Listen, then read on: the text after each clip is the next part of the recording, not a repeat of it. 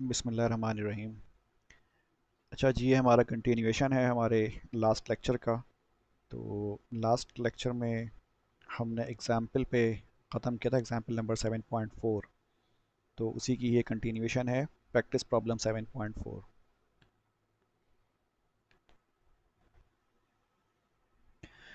तो जो क्वेश्चन है वो है the current through a 200 milli henry inductor is shown in figure 7.13। Assume the passive sign convention and find VL at t equal to 0, 2 millisecond and 6 millisecond. ठीक है।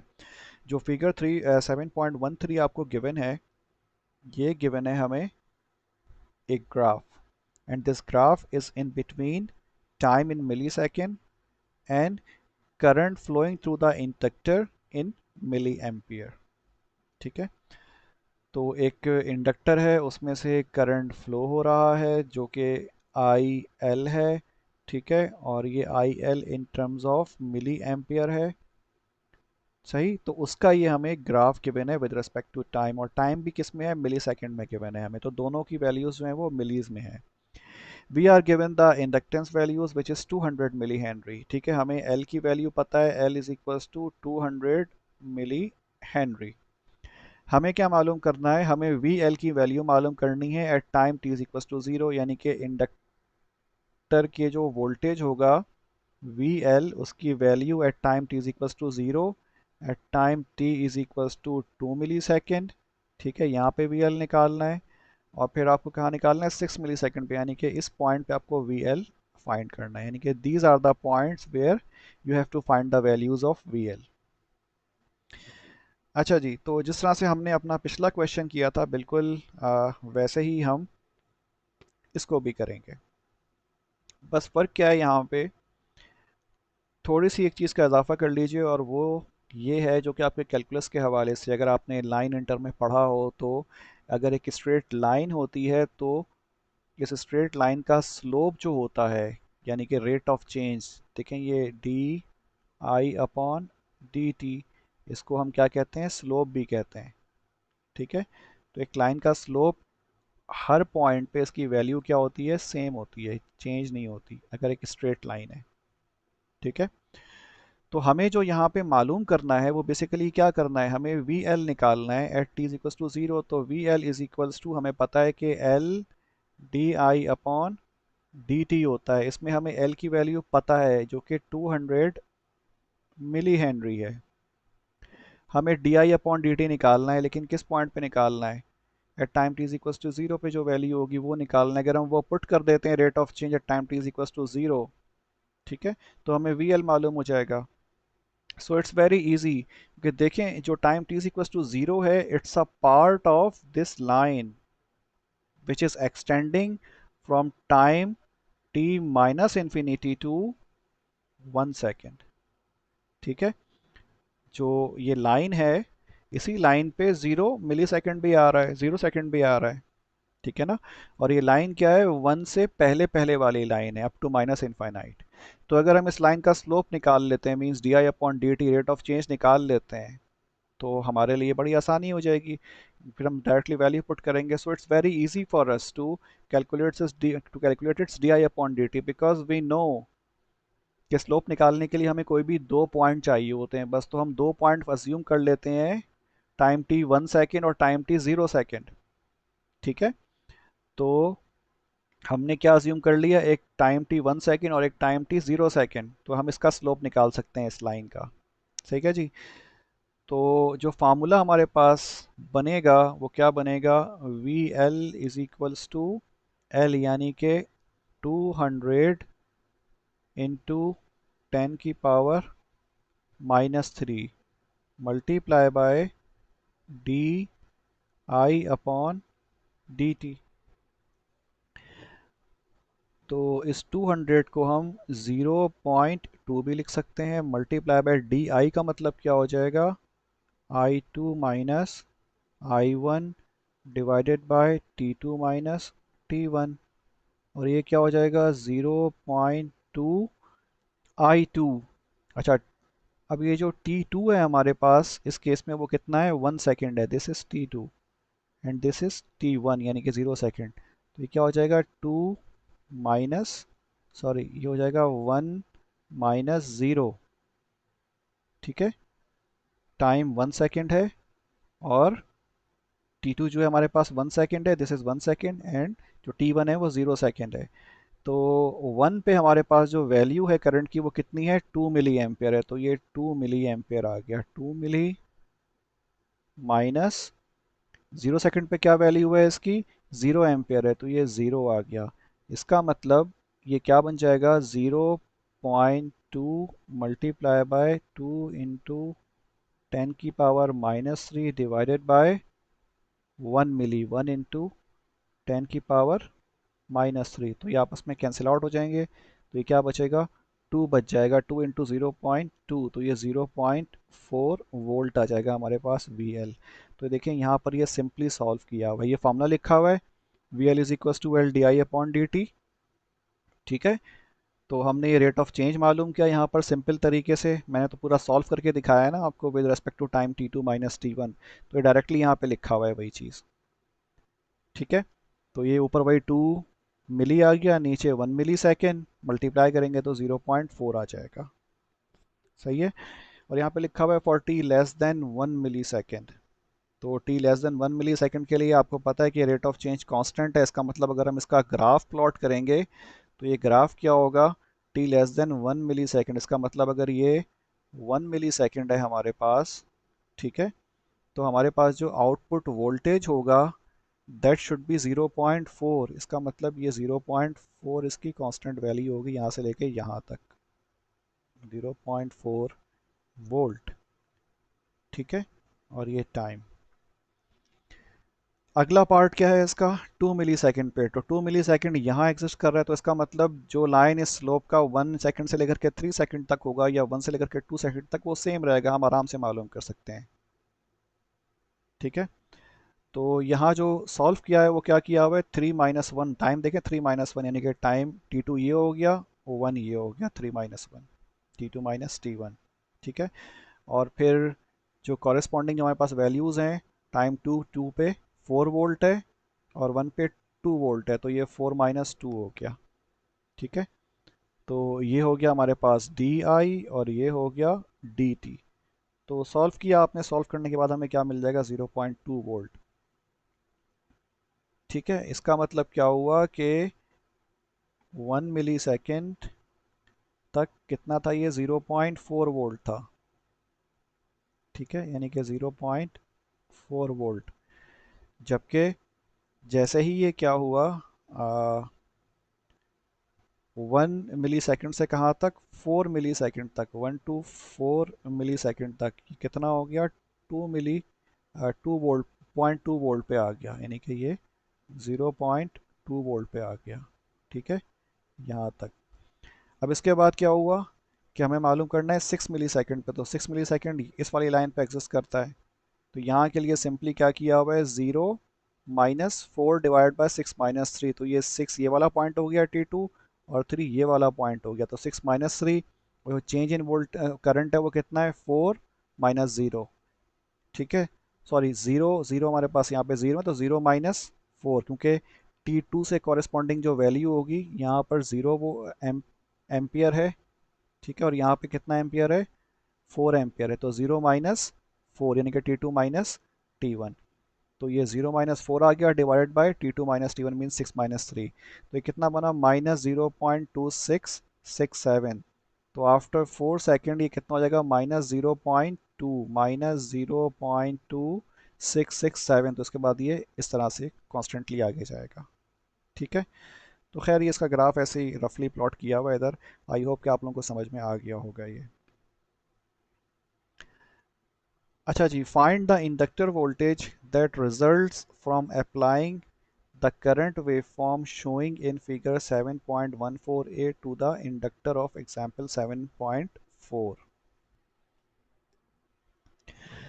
अच्छा जी, example number 7.4 का inductor हमें इस्तेमाल करना है। एग्जाम्पल नंबर 7.4 में inductor जो था उसकी वैल्यू क्या थी, 3 हेनरी थी। ठीक है, तो बस वही चीज़ इस्तेमाल होगी, 3 हेनरी। जबकि जो उसका करंट और टाइम का जो ग्राफ है वो हमें ये गिवन है। ठीक है, दिस इज गिवन। तो ये ग्राफ मोरलेस वैसा ही है, बस फ़र्क क्या है, इसका जो टाइम है थोड़ी बहुत वेरिएशन उसमें कर दी गई है। तो इसको हम सॉल्व बिल्कुल वैसे ही करेंगे, पीस वाइज। ठीक है।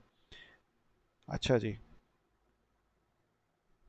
तो इसका जो सेक्शंस बना लेते हैं हम वो देखें, यहाँ पर ये टाइम टी -0.1 है, इससे पहले का सेक्शन हो गया between time t -0.1 to 0 second, यानी कि यहाँ से लेके यहाँ तक का ड्यूरेशन हो जाएगा, और फिर एक ड्यूरेशन 0 से लेकर के 2 सेकेंड, बल्कि 2.1 सेकेंड तक का हो जाएगा, यानी कि इस पॉइंट तक का। फिर एक ड्यूरेशन क्या होगा, 2.1 से ऑनवर्ड्स अप टू इनफाइनाइट हो जाएगा।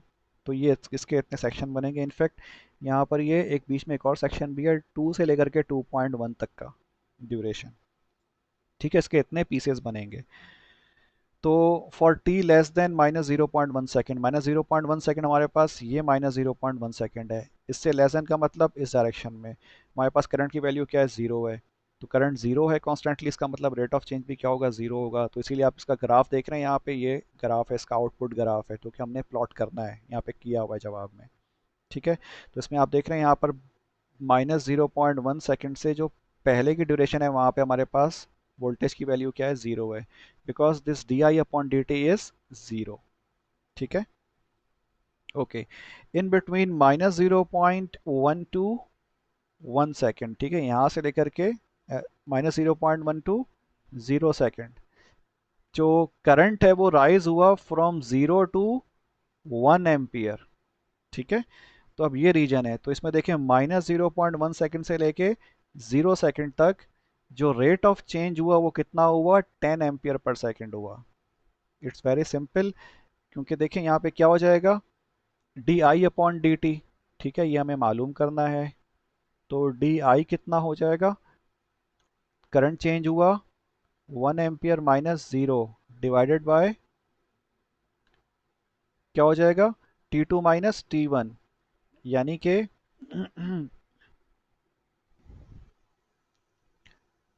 यानी कि क्या होगा, ये हो जाएगा 0 माइनस माइनस 0.1। ठीक है। तो ये बन जाएगा 1/0.1, और ये आ जाएगा 10। तो इसका मतलब ये कितना हो गया, 10 एम्पियर पर सेकेंड हमारे पास रेट ऑफ चेंज आ गया between time t -0.1 second and 0 second. ठीक है। तो जब हम इसको 3 से मल्टीप्लाई करेंगे, इस 10 को देखें 3 से मल्टीप्लाई करेंगे तो क्या हो जाएगा, 30 हो जाएगा, because this T I upon D T is 10, तो 10 × 3 30। ठीक है, इट्स वेरी सिंपल। तो ये 30 वोल्ट आ गया। इसलिए देखें आप यहाँ पर ये -0.1 सेकेंड से लेकर के 0 सेकेंड तक हमने क्या किया, इसको 30 वोल्ट पे फिक्स किया है, ये 30 वोल्ट आ गया। ठीक है। अगला ड्यूरेशन क्या होगा इसका, 0 सेकेंड से लेकर के 2 सेकेंड तक, यानी कि इस पॉइंट से लेकर के इस पॉइंट तक। तो ये कहाँ बनता है, ये वाला पॉइंट बनता है, और ये वाला पॉइंट बनता है, यानी कि ज़ीरो।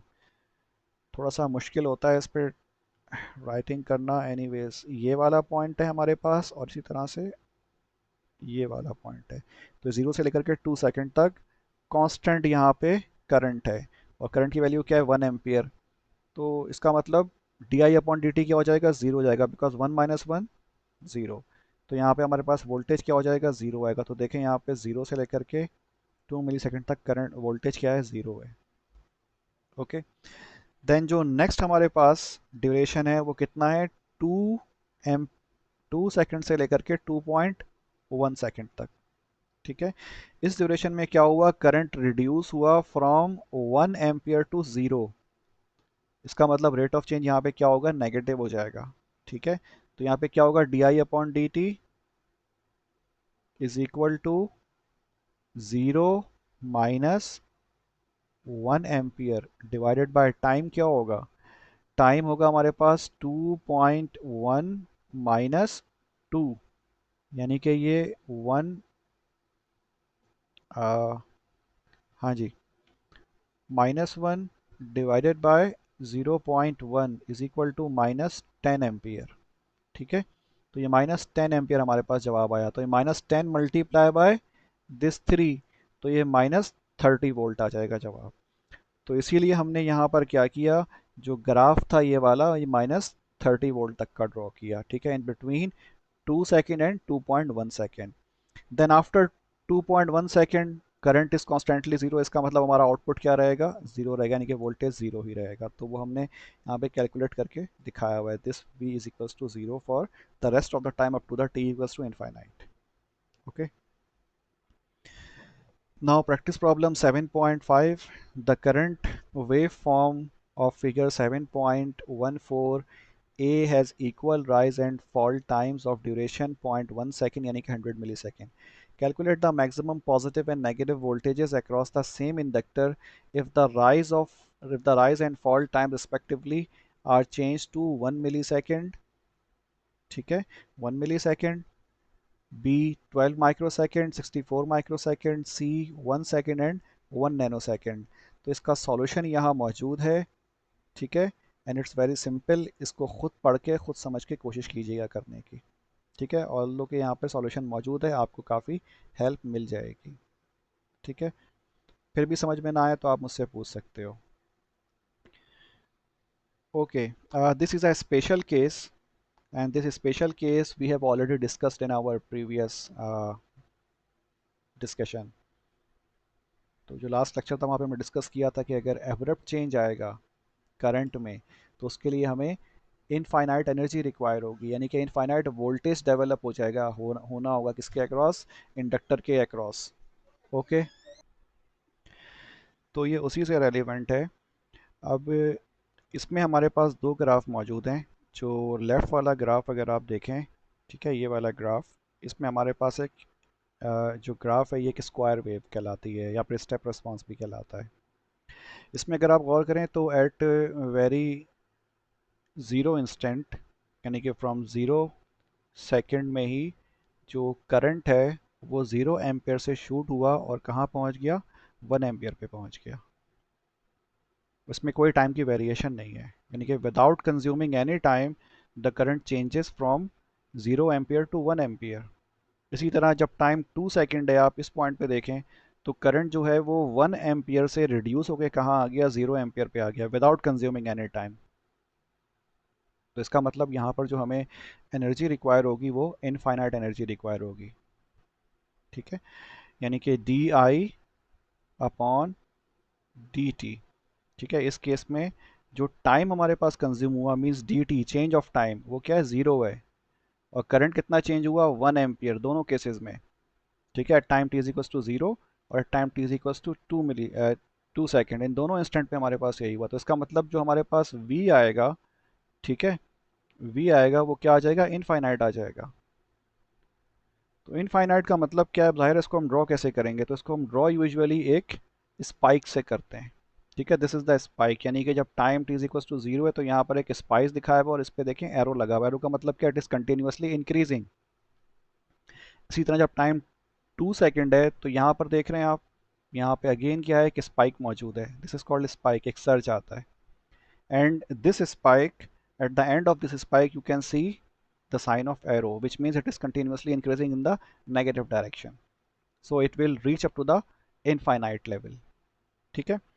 तो this is a special case जो कि आई मीन यहाँ पर दिखाया हुआ है, and it's only because the current is changing from 0 to 1 ampere at time T is equals to zero, ठीक है। यानी कि time T is equals to जब ज़ीरो था, उसी 0 सेकेंड में ही क्या हुआ कि जो करंट है वो ज़ीरो से लेकर के 1 पे पहुँच गया, ठीक है, विदाउट कंज्यूमिंग एनी टाइम। तो जब टाइम कंज्यूम नहीं होगा और उसमें करंट चेंज हो जाएगा तो इसका मतलब क्या हुआ कि जो एनर्जी रिक्वायर होगी उस करंट की चेंजिंग को लाने के लिए विद इन ज़ीरो टाइम वो इनफाइनाइट एनर्जी होगी।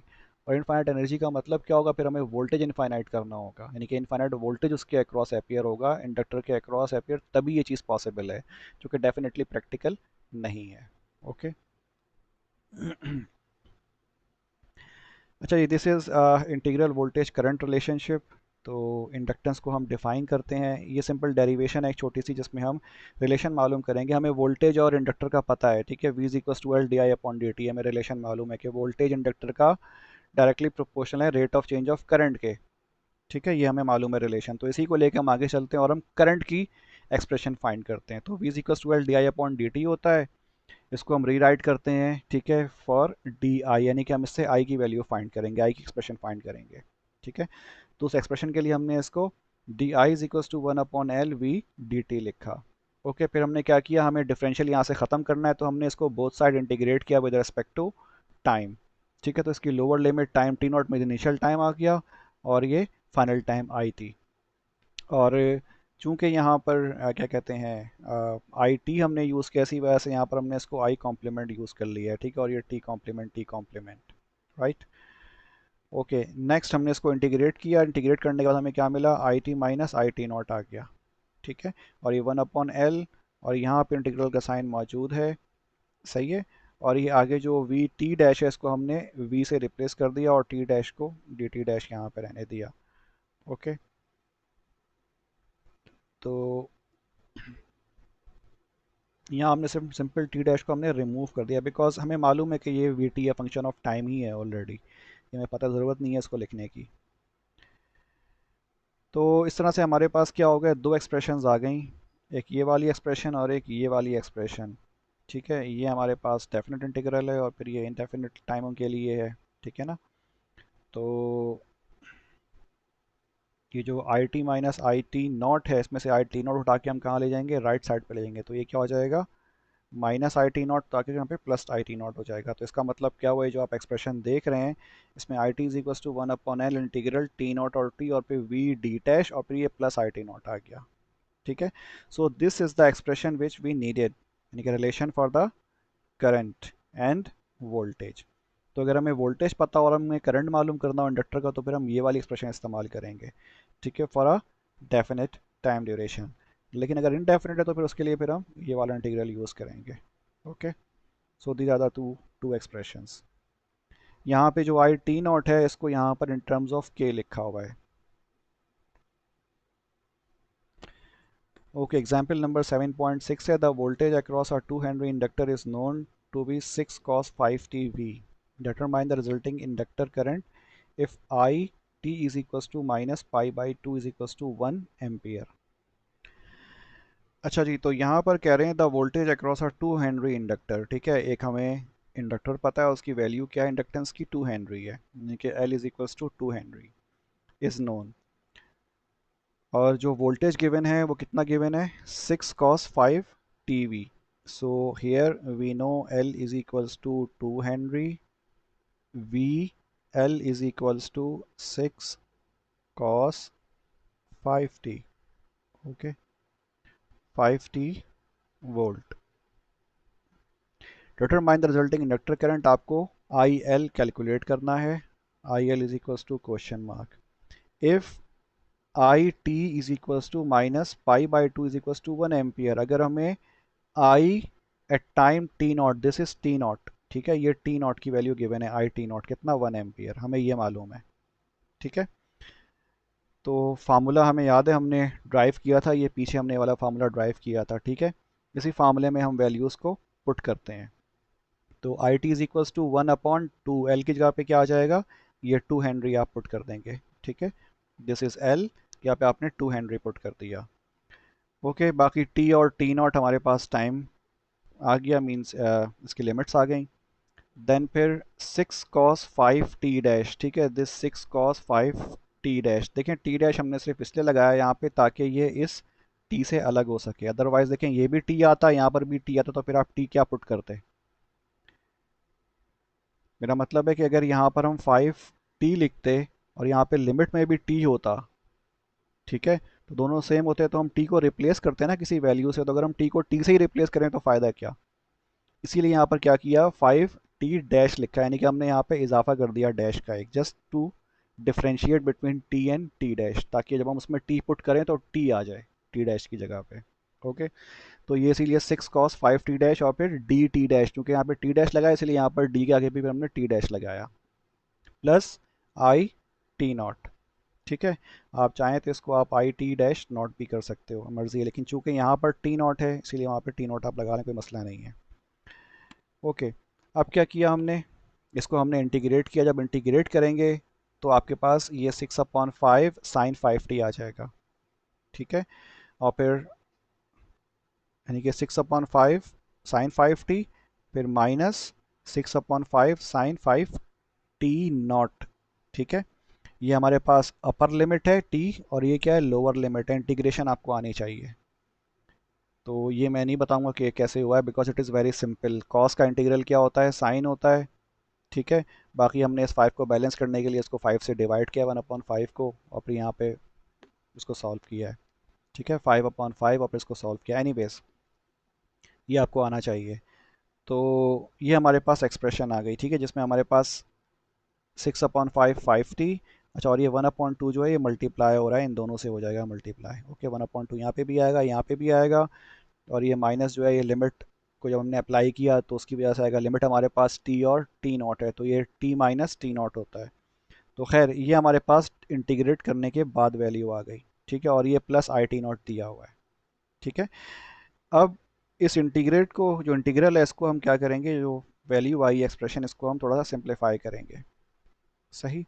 तो ये 2 3 जार 6 आ गया।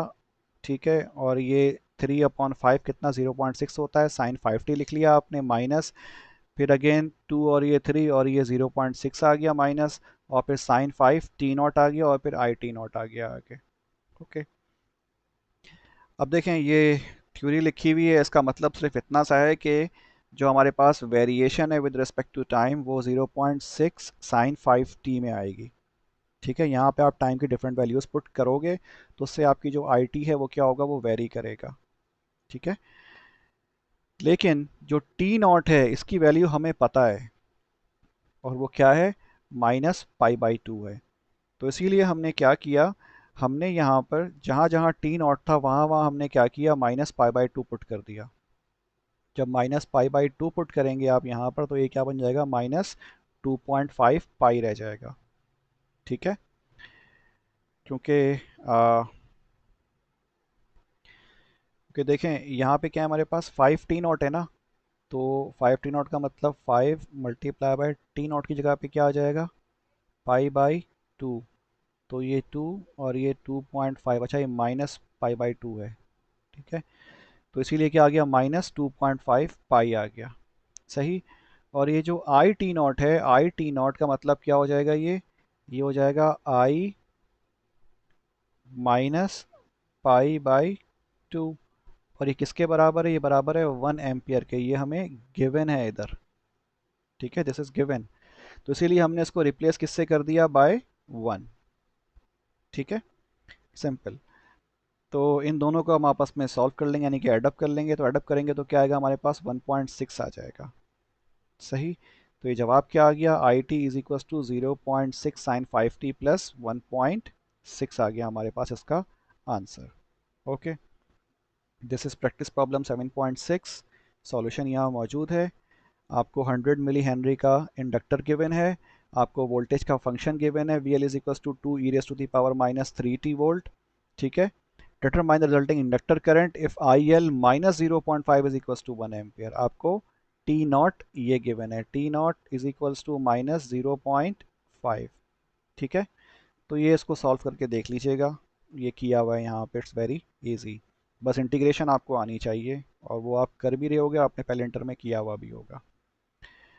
अच्छा जी, अब इंडक्टर एनर्जी स्टोरेज। जिस तरह से हमने कैपेसिटर की एनर्जी स्टोरेज फाइंड करी थी, उसकी एक्सप्रेशन वैसा ही हम इंडक्टर की भी फाइंड कर सकते हैं। ठीक है।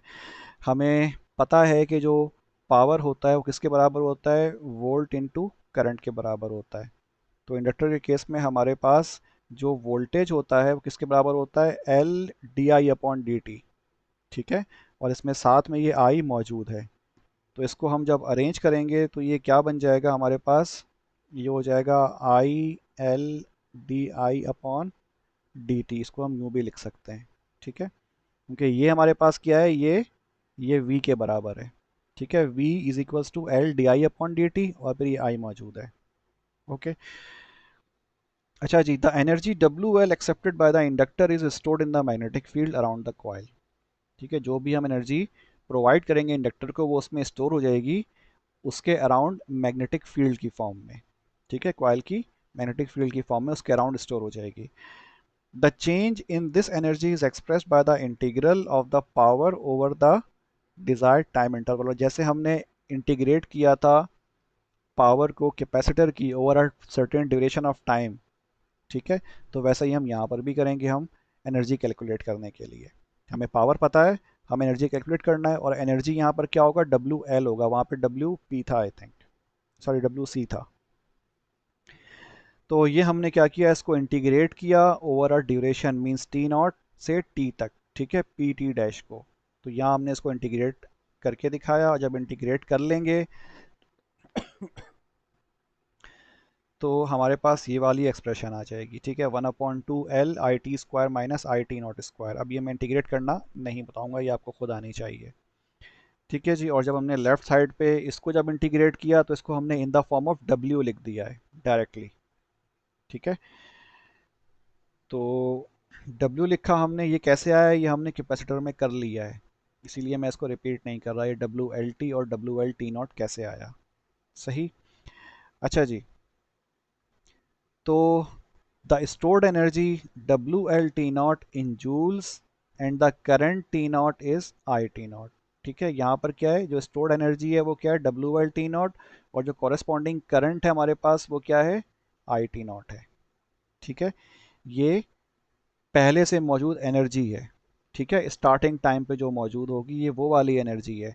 उसके बाद यानी कि T0 से टाइम स्टार्ट हुआ जब एनर्जी इतनी मौजूद थी।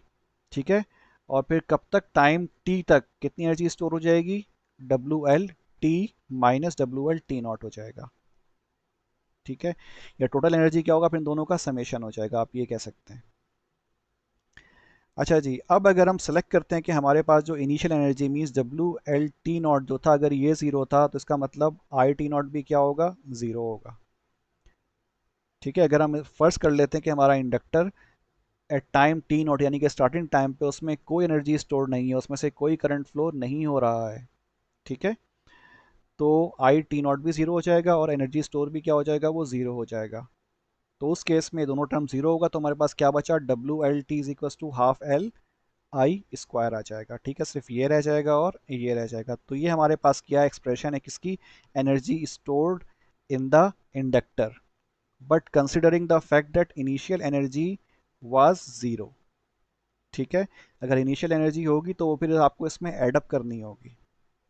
ओके, ये एग्जाम्पल है, find the maximum energy stored in the inductor of figure 7.16 and calculate how much energy is dissipated in the resistor in the time during when the energy is being stored and then recovered from the inductor. Okay, तो अब यहाँ पे कह क्या रहे हैं, यहाँ पे कह रहे हैं कि आपने मैक्सिमम एनर्जी स्टोर्ड इन इंडक्टर फाइंड करनी है, कि इंडक्टर में मैक्सिमम कितनी एनर्जी स्टोर हो जाएगी, and calculate how much energy is dissipated in the register. ठीक है, तो इस सर्किट को अगर आप देखें तो यहाँ पर एक इंडक्टर लगा हुआ है 3 हेनरी का, और एक 0.1 ओम का रजिस्टर है, और एक हमारे पास करंट सोर्स मौजूद है। ठीक है, तो जो करंट की वैल्यू है वो कितनी है, 12 sin πt/6 एम्पियर। यहाँ से करंट एग्जिट होगा, इस रेजिस्टेंस से पास होगा, और फिर इस इंडक्टर को चार्ज करेगा, और फिर वापस इधर आ जाएगा। अब है क्या, ये यहाँ पे साइन वेव है, यानी कि जो सोर्स है हमारे पास वो क्या है, साइन है, मीन्स पॉजिटिव और नेगेटिव इसमें दोनों होगा। तो इसका मतलब ये इंडक्टर जो होगा ये पहले चार्ज होगा। ठीक है, और फिर क्या होगा, ये डिस्चार्ज होगा। ठीक, यानी कि इसमें चार्जिंग भी होगी, एनर्जी जाके इसमें स्टोर भी होगी। ठीक है, और फिर इसमें से एनर्जी क्या होगी, रिकवर भी होगी। तो वही बात जो है यहाँ पर लिखी हुई है, and calculate how much energy is dissipated in the resistor in the time during which the energy is being stored in and then recovered from the inductor। ठीक है, stored in का मतलब जब पॉजिटिव करंट होगा तो current यहाँ से यहाँ आएगा। ठीक है, स्टोर हो जाएगी एनर्जी की फॉर्म में, और फिर ये करंट वापस इधर से इधर आएगा, मीन्स रिकवर होगा, यानी कि एनर्जी क्या होगी इसमें से फिर रिलीज भी होगी। ठीक है, यानी कि पहले मैग्नेटिक फील्ड जो होगी इसकी पॉजिटिव में जाएगी, डायरेक्शन उसकी कुछ और होगी, फिर वो कम होकर के फिर ज़ीरो हो जाएगी। ठीक है, कहने का मतलब क्या है कि ये पहले पॉजिटिव हुआ और उसके बाद फिर क्या हुआ, नेगेटिव हुआ, फिर ये ज़ीरो हो गया। ठीक है, तो मैग्नेटिक फील्ड यहाँ से यहाँ तक क्या होगी, पॉजिटिव, यानी कि चार्ज हो रहा होगा, ये मैक्सिमम पीक पॉइंट पे पहुंचा चार्ज होने पे। फिर क्या होगा, फिर ये वापस नीचे आएगा और फिर ये डिस्चार्ज हो जाएगा, यानी कि नेगेटिव हो जाएगा। नेगेटिव का मतलब ज़ीरो हो जाएगा इस पॉइंट पे आने के बाद, ज़ीरो से स्टार्ट हुआ ठीक है, पीक पे पहुंचा फिर वापस ज़ीरो हो गया। ठीक है, खैर, तो इस दौरान जो है क्या कहते हैं, जो हमारे पास रजिस्टर है ये कितनी एनर्जी डिसिपेट करेगा, हमें ये पता करना है। ठीक है, ओके, तो अब अगर इसको हम सॉल्व करते हैं तो आप यहाँ पे देख रहे हैं कि हमने अभी इक्वेशन ड्राइव करी थी एनर्जी की। तो W L is equals to half L I square, ये फार्मूला हमने ड्राइव किया था। ठीक है, इस फार्मूले में हम वैल्यूज़ देख करके सर्किट से लिख देते हैं। तो यहाँ पर एल की वैल्यू क्या है हमारे पास, 3 हेनरी है। ठीक है, और उसके बाद फिर जो करंट है वो कितना है, 12 sin πt/6 है। ठीक, तो अगर हम इसको फार्मूले में पुट करेंगे तो इट्स वेरी सिंपल कि यहाँ पर हमारे पास L जो होगा यानी कि ये 1/2 multiply by 3 multiply by 12 sin πt/6 और ये इसका होल स्क्वायर हो जाएगा। तो ये स्क्वायर 12 पे भी अप्लाई होगा और साइन पे भी अप्लाई होगा। ठीक है जी, तो ये 124 हो जाएगा। 144 डिवाइडेड बाय 2 फिर मल्टीप्लाई बाय 3 करेंगे तो ये हमें क्या मिल जाएगा, 216 मिल जाएगा। बाकी ये साइन स्क्वायर πt/6 आ जाएगा हमारे पास। ठीक है, तो खैर, अब देखें हमारे पास ये वाली एक्सप्रेशन आ गई। ठीक है, ये साइन की टर्म में तो आपको पता है कि क्या लिखा हुआ है, 216 साइन स्क्वायर πt/6। और आपको मालूम है कि जो साइन होता है इसकी मैक्सिमम वैल्यू क्या होती है, 1 होती है। ठीक है, तो ये साइन स्क्वायर πt/6 की मैक्सिमम वैल्यू 1 कब होगी, जब यहाँ पे पाई बाई क्या आएगा, 2 आएगा। साइन π/2 1 के बराबर होता है। तो इसका मतलब ये जो πt/6 है, अगर मुझे इसको π/2 करना हो, ठीक है, तो मुझे क्या करना होगा, π/6 यहाँ पे t की वैल्यू क्या पुट करेंगे हम, हाँ जी, 3 पुट करेंगे। ठीक है, तो ये 3 बन जाती है, 3 + 6 यानी कि π/2 आ जाएगा। तो अगर हम t की वैल्यू क्या पुट करें, 3 पुट कर दें तो क्या हो जाएगा, साइन की वैल्यू 1 हो जाएगी, क्योंकि इसका जो एंगल होगा वो फिर π/2 में कन्वर्ट हो जाएगा। ठीक है, समझ आ रही बात। यानी कि हमने कुछ नहीं किया, हमने सिर्फ क्या किया, हमें मालूम है कि जो साइन है इसकी मैक्सिमम वैल्यू क्या होती है, 1 होती है। और कब होती है, जब ये साइन π/2 = 1 होता है। तो हमें इसका जो एंगल है इसको क्या किस में कन्वर्ट करना है, π/2 में कन्वर्ट करना है। तो हम t की वैल्यू यहाँ पे क्या पुट करें कि ये π/2 हो जाए। तो हम t की वैल्यू अगर 3 पुट करेंगे तो सिंपली 3 से 6 कैंसिल हो जाएगा, तो ये π/2 आ जाएगा। ठीक है, तो इसका मतलब क्या हुआ कि जो मैक्सिमम इसमें एनर्जी स्टोर होगी वो कितनी हो सकती है, वो 216 जूल हो सकती है, बिकॉज साइन की मैक्सिमम वैल्यू क्या होगी, 1 होगी इस वक्त। तो हम ये बात कह सकते हैं कि एट टाइम t = 3 सेकेंड, ठीक है, जो एनर्जी स्टोर होगी उसमें वो कितनी होगी, 216 joule, which is the maximum energy that can be stored by this 3 Henry inductor. Okay, तो हमें इसमें टाइम मालूम हो गया कि कितने टाइम में इसकी एनर्जी मैक्सिमम स्टोर हो जाएगी। After reaching its peak value at 3 seconds, the energy has completely left the inductor 3 seconds later. जाहिर सी बात है, जब 3 सेकंड में वो स्टोर हो गया तो फिर 3 सेकंड में वो डिस्चार्ज भी हो जाएगा। इसका मतलब उसकी चार्जिंग और डिस्चार्जिंग में कितना टाइम लगेगा, 6 सेकंड लगेगा। ठीक है, तो ये जो स्टोरेज एनर्जी है 216 जूल, ये 6 सेकंड में चार्ज और डिस्चार्ज हो जाएगा। ठीक है, इसका मतलब करंट का फ्लो यहाँ से और फिर ये वापस इधर आएगा। ओके, 6 सेकंड लगेगा इसको। तो हमने ये तो मालूम कर लिया कि मैक्सिमम कितनी एनर्जी स्टोर होगा। तो देखिए क्वेश्चन में क्या था, find the maximum energy stored in the inductor, तो वो हमने मालूम कर ली, वो कितनी है, 216 जूल है। ठीक है, एंड अब सेकंड पार्ट है इसका, and calculate how much energy is dissipated in the register. अब हमें मालूम करना है कि एनर्जी कितनी डिसिपेट होगी रजिस्टर में। ठीक है, तो हमने 3 सेकंड का टाइम मालूम किया, इसमें चार्ज हो रहा है, फिर 3 सेकंड में वो रिकवर भी हो रहा है। ठीक है, इंडक्टर से। तो इस ड्यूरेशन के लिए हम क्या करेंगे, तो देखें हमें पावर डिसिपेशन कैलकुलेट करना है किसकी, रजिस्टर की। तो हमें मालूम है फार्मूला P = I² R, ये रजिस्टर का पावर का फार्मूला है। ठीक है, इसी से हम एनर्जी पे भी जाएंगे। हमने एनर्जी किस तरह कैलकुलेट करते हैं वो भी हमें मालूम है, वही इंटीग्रेट करेंगे पावर को for a duration of time T. ठीक है, तो खैर, तो इसका मतलब क्या हुआ, P R is equals to क्या हो गया, आई स्क्वायर आर। तो हमें आई की वैल्यू तो पता है, ये हमें आई गिवन है, I is equals to 12 sine pi T over 6। ठीक है, हमें आर की वैल्यू पता है, आर इज 0.1 ओम। तो ये वैल्यूज जब हम यहाँ पे पुट करेंगे तो हमें क्या मिलेगा, 144.6, 144.4। क्यों? क्योंकि आई स्क्वायर का मतलब क्या हो जाएगा, 12 का स्क्वायर। ठीक है, और फिर sine square pi T by 6, और फिर आगे क्या है, आर, आर का मतलब 0.1। तो 12 का स्क्वायर 144, 144 को 0.1 से मल्टीप्लाई करेंगे तो ये 14.4 आ जाएगा, और फिर sine square pi T by 6 आ जाएगा, जो कि यहाँ लिखा हुआ है। ओके, अच्छा जी।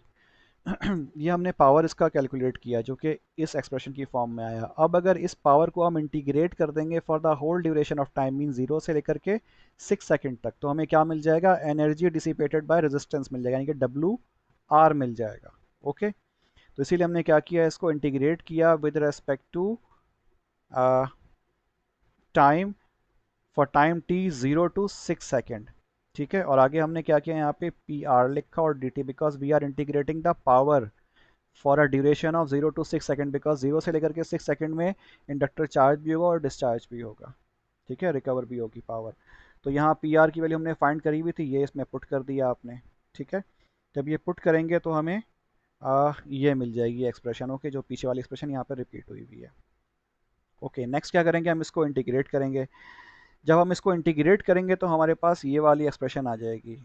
अब इसमें कुछ नहीं किया हुआ, इसमें बस जो है ना इसकी आइडेंटिटी लगाई हुई है, साइन स्क्वायर पाई बाई 60 को इससे रिप्लेस किया हुआ है, 1/2 into 1 - cos pi by 3t। ठीक है, इसमें आएंगे ये आप लोगों को पता होना चाहिए कि ये किस तरह से इसको इंटीग्रेट किया है, तो मैं इस पर नहीं जाऊँगा कि ये कैसे हुआ हुआ है, बारली आइडेंटिटी इसको रिप्लेस किया हुआ है। एनीवेज, तो ठीक है, फिर ये आपके पास कांस्टेंट आ गया। ठीक है, 14.44/2 ये हमने बाहर निकाल लिया। ओके, फिर ये 1 - कॉस पाई बाई 3 टी है। ठीक है, इसको जब हमने इंटीग्रेट किया पूरे को, ठीक है, इसको अलग करेंगे, इसको अलग करेंगे, तो हमारे पास जो आखिर में जवाब आएगा आफ्टर अप्लाइंग द लिमिट्स, वो कितना आ जाएगा, 43.2 जूल। ठीक है, so this is the energy which will be dissipated by this resistor during the time period of 0 to 6 second. क्योंकि 3 सेकेंड में इंडक्टर चार्ज हुआ था, मैक्सिमम वैल्यू पे पहुंचा था, मीन्स 216 जूल उसने अचीव किया, एनर्जी उसने स्टोर कर ली थी। फिर अगले 3 सेकेंड में फिर वो उसको रिलीज भी करेगा। तो इस ड्यूरेशन में जाहिर सी बात है रजिस्टर क्या होगा, ये एनर्जी को डिसिपेट करेगा, तो कितनी करेगा, इसीलिए हमने इसको यहाँ पर टाइम पुट किया, ड्यूरेशन। और जो पावर इसकी कंज्यूम पावर कंजम्पशन थी, मीन्स यानी कि energy, rate of change of energy per unit time, ठीक है, वो हमारे पास क्या था, वो पी आर था। तो हमने पी आर मालूम किया by using I square R formula. ठीक है, और वो हमने वैल्यू पुट कर दी, उससे हमने इसकी एनर्जी डिसिपेशन कैलकुलेट कर ली। ओके, तो अच्छा जी, thus we have expended 43.2 joules in the process of, expended का मतलब क्या होता है, ज़ाया करना होता है, यानी कि डिसिपेट कर देना, बात एक ही है। तो हमने 43.2 जूल जो एनर्जी डिसिपेट करी है इन the process of storing and recovering 216 joule in 6 second interval. ठीक है, 6 सेकेंड में हमने इतनी एनर्जी डिसिपेट करी है through register. Okay, this represents 20% of the maximum stored energy, but it is a reasonable value for many coils having this large an inductance। ठीक है, तो ये जो है तकरीबन 20% है किसका, एनर्जी का, जो कि स्टोर हुआ था। ठीक है, 216 का ये तकरीबन 20% बनता है, 43.2 जूल्स। तो ये जो होगा हमारे पास डिसिपेट हो जाएगा। सही है, तो आमतौर पे जो बड़े कॉइल्स होते हैं उसमें अगर आप 216 जूल अगर उसको आप प्रोवाइड करो तो उसमें से 43.2 जूल्स तकरीबन इतने के इसी के आसपास जो है वो क्या कहते हैं, डिसिपेट हो जाएंगे, क्योंकि कॉइल की अपनी रेजिस्टेंस भी होती है। देखें, ये 0.1 ओम है, बहुत कम वैल्यू है, तो ये सिर्फ वायर की रेजिस्टेंस होगी। ठीक है, क्योंकि एक आइडियल इंडक्टर जो होता है उसकी कोई रेजिस्टेंस नहीं होती, लेकिन जो प्रैक्टिकल इंडक्टर्स होते हैं जाहिर है वो मेटल से बने हुए होते हैं। ठीक है, कंडक्टर मेटल से बने हुए होते हैं तो उनकी कुछ ना कुछ रेजिस्टेंस होती है, भले थोड़ी बहुत क्यों ना हो। तो वो रेजिस्टेंस जो होती है वो एनर्जी को डिसिपेट करती है। तो यहाँ पर कहने का मतलब क्या है कि अगर ये प्योर इंडक्टर हो 3 हेनरी, ठीक है, तो उस 3 हेनरी प्योर होगा तो फिर यहाँ पर रेजिस्टेंस इसकी अपनी 0 ओम होगी।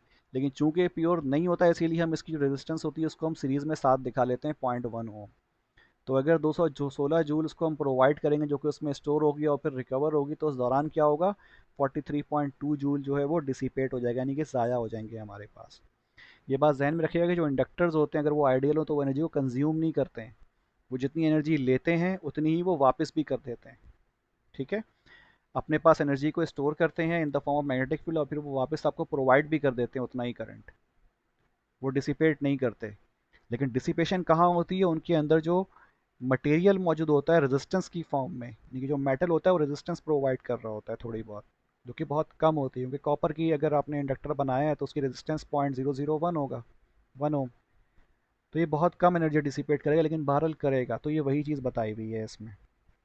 Okay, for coils having an inductance of about 100 microhenry, we might expect a figure close to 2 to 3%। अब देखें यहाँ पर क्या था, हमारे पास 3 हेनरी था जो कि एक बड़ी वैल्यू है। अगर 100 माइक्रो हेनरी होगा तो वो सिर्फ 2 से 3% जो एनर्जी डिसिपेट करेगा। ठीक है, मैक्सिमम वैल्यू का जो कि उसमें स्टोर होगी। अब ये प्रैक्टिस प्रॉब्लम है 7.7, इसका सॉल्यूशन मैंने आपको प्रोवाइड कर दिया है, ये आप खुद सॉल्व कीजिएगा। सिर्फ इसमें मैथमेटिकल जो एक्सप्रेशन है उसमें वैल्यूज़ पुट करनी है और उसको इंटीग्रेट और डिफरेंशिएट करना है, दैट्स इट। ये आपको आना चाहिए। ठीक है, इट्स वेरी इजी। फिर भी कोई कन्फ्यूजन होगी तो आप मुझसे पूछ सकते हैं। अब ये इंडक्टेंस और कैपेसिटेंस की कम्बिनेशन है, ये हम इंशाल्लाह ताला कल करेंगे। ठीक है, for today this is enough I think. Okay ji.